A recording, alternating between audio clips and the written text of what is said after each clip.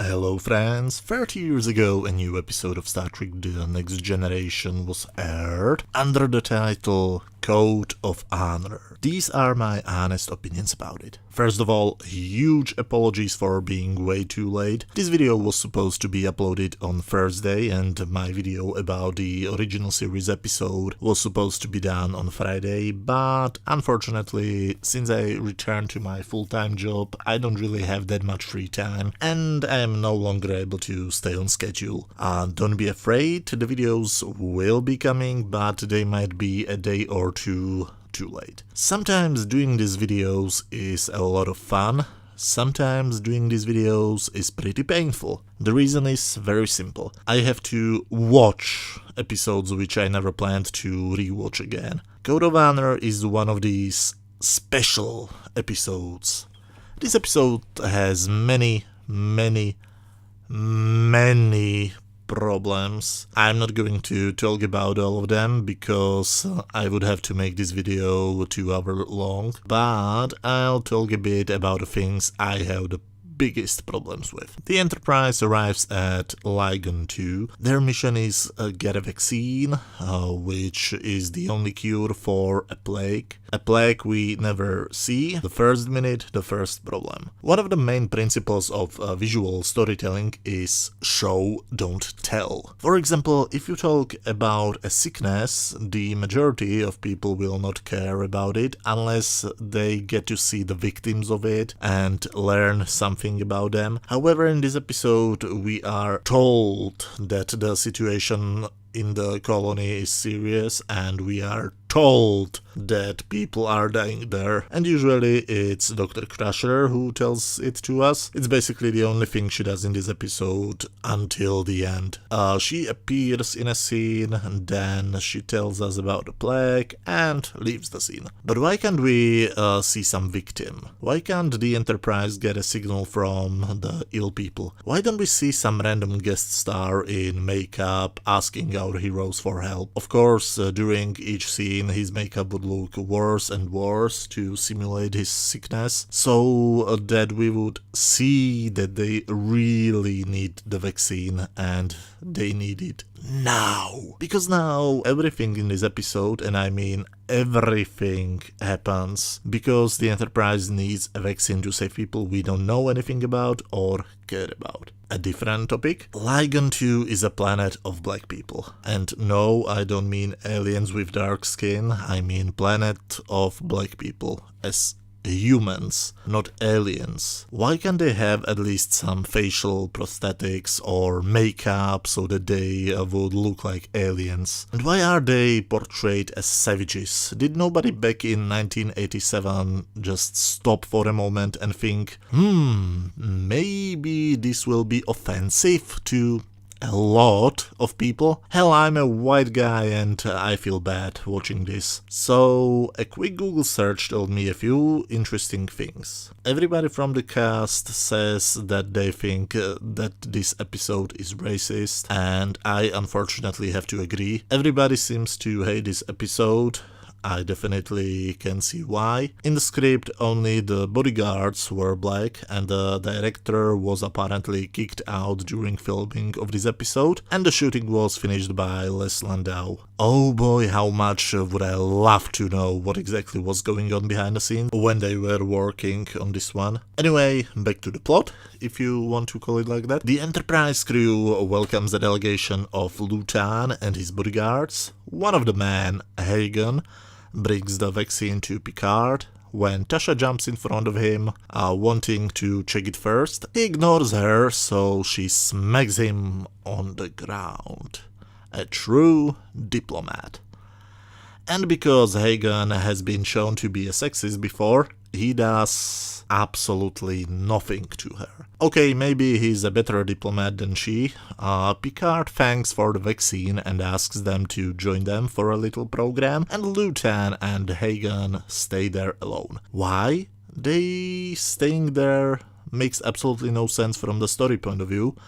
I think that the only reason for them to stay there alone for a moment was to show the audience that they are actually the bad guys. When they finally meet in the observation launch, they give Lutan a statue of a horse. Well, I personally would take it as an insult, but apparently it means that they are friends now. Lutan and Hagen, both fascinated by the fact that a woman is the chief of security, want to see her fight, so we see the holodeck and a boring Aikido program. After Tasha defeats the hologram, Hagen wants to try it himself, but the hologram smacks him to the ground. Poor man. If you get smacked to the ground twice within an hour and your boss only laughs, you need a better job. Now, when they leave the Enterprise, they manage to do what might be the lamest kidnapping ever shot on film. Picard and Troy just stand there and watch how Tasha gets kidnapped, and they don't have any emotional reaction to it, which, by the way, will be pretty often in this episode. They don't even try to save her, they don't even try to prevent the kidnapping. Well, at least they go to the bridge and shoot some torpedoes over the planet. That will show them, I think. Dr. Crusher appears again to tell us about the plague, and she says something like, have you seen the effects of the disease? And my reaction was, yes, we should see it, but no. And for whatever reason, she suddenly tells Picard that Wesley knows a lot about the ship, and Picard, for whatever reason, invites Wesley to sit behind the console. Wesley sits down and starts putting his hands between his legs. What do you plan to do, Wheaton? In front of all of the people?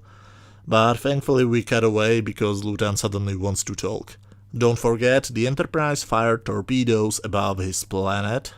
Then Dr. Crusher arrived, she had a talk with the captain. Then we got a long pointless scene with Wesley, and only then Lutan responds. What was he doing? Was he in the bathroom or something? I don't know like you, but if somebody would shoot at my house, I would react immediately. Because of their stupid nonsensical code of honor, Picard can beam down to the planet, and Tasha will be returned to him if he asks for her politely. So when they arrive to Lutan's matte painting, palace, they are introduced to his first wife Yarina.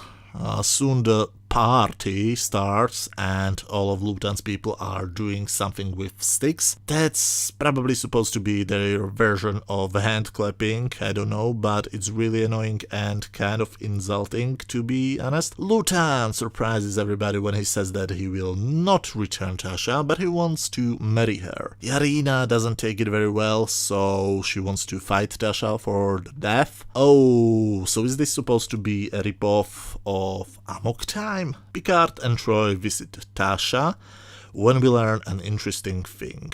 They think that Tasha knew about the marriage proposal and that she actually likes Lutan. What the hell? Why would she be interested in him? They have never shown us anything which would suggest that they have a right to think something like that. From what we've seen, Lutan insulted her and then kidnapped her, so do these people think that this is how relationships start? Why would she be interested in him? I don't get it. Shouldn't a much more appropriate reaction be her trying to get out as fast as possible? Picard wants to talk to Lutan, and we hear a lot of interesting things, like women are very useful things. You know, I love sexist jokes, and I thought this was disgusting. But we also get to learn other stuff. For example, on their planet, women own the land, but men are taking care of it. What sense does it make to own something and at the same time not have the right to take care of it? I'm sorry, but I just can't understand this culture and their habits, and understanding their culture and habits is essential for the plot, as you will see in the end. So Picard suddenly changes his mind and orders Tasha to fight. Tasha, meanwhile, talks to Yarina and tries to be reasonable with her. Good, the first thing in this episode which actually makes sense. But Yarina says again something which annoys me. She accuses Tasha for being in love with Lutan, because it's impossible not to love him. I'm sorry, what? What is so special about him? I think he's just an average-looking man, even though this comes from a straight man, so maybe women would think something else. He's not really that powerful, he's definitely not rich, his personality is just disgusting, so why again would it be impossible for women not to love him? I'm sorry, I don't get it. When the weapons arrive, we find out that they will fight with gloves, which have something which looks like a parrot head on the top, and they have lots of spikes with poison on them. Also, apparently the fight will take place on a bunch of cardboard boxes with a bunch of dancer poles, and because it was filmed in the 80s, you can't forget the neon lights. Well, that looks pretty embarrassing, if I may say so. While Wesley takes the console again and our heroes talk about their plan, the duel starts. And Hagen informs us that whatever happens, the fight will not be interrupted. So they dance around the poles, fight, when Yarina throws her parrot head glove thing into the arms of a young man who sits in the audience, and Lutan interrupts the fight. The fight which will not be interrupted. Then we see that the young guy is dirty, but he has some strawberry jam on his body, and then he dies. Probably from the shock. I think it's supposed to be blood, but why is it not in the next shot? It is suggested that he dies, so they pull him away. Does this not deserve an emotional reaction? Because the only person who reacts in any way is the girl who covers her mouth, but she looks more like she's yawning, and of course in the next shot everybody's happy again and watching the duel. Yarina gets hit and she falls down. Tasha jumps at her and they beam to the Enterprise, where they say that she's cold already. What? Did the transport take like 2 hours? How can she be cold after like 5 seconds? And another illogical bit, immediately after Lutan and Hagen beam up with the vaccine, and what a surprise, Yarina is still alive and well. Is that the top of the stage and the stage lights? Why didn't they crop it? Whatever. Let's think about the continuity for a second. Tasha killed Yarina and immediately beamed with her on the ship, where apparently she was cold already. Immediately after they disappeared, Lutan argued with Picard, and after a few seconds they beamed to the ship, and Yarina was alive again. When did Crusher revive her? But whatever, it's the end. Because Yarina died, their marriage contract is void, which means she can marry somebody else. So she of course chooses Hagen as her first husband. Normally I would complain that there was nothing in the episode which would indicate that the two of them are interested in each other, other than one shot when he looked afraid that something will happen to her. But not in this episode. Yarina even offers Lutan to Tasha. Please stop. But when Tasha doesn't want him, Yarina takes him as her second husband. Even though a few seconds ago she was mad at him. Please stop, please stop, please stop. Okay, they get the vaccine off screen and go home. The end. Let's play a game. What do you think this episode was? A. Stupid. B. Racist. C. Sexist. D. Defying laws of time. E. Boring, or F. All of above. If you think F, you deserve a cookie. No, I'm not going to give it to you. You have to buy it yourself. But what I'm trying to say is this episode is a giant F. I really hate this episode, and this comes from a person who is a huge fan of Star Trek The Next Generation. So, what would be my rating? Well, on the scale from 0 to 10, where 0 is garbage, 5 is average, and 10 is a masterpiece, I would give this episode 0 out of 10. Yes, a guy who loves The Next Generation gives this episode a 0 rating. Oh god, please let's go to the good episodes as soon as possible.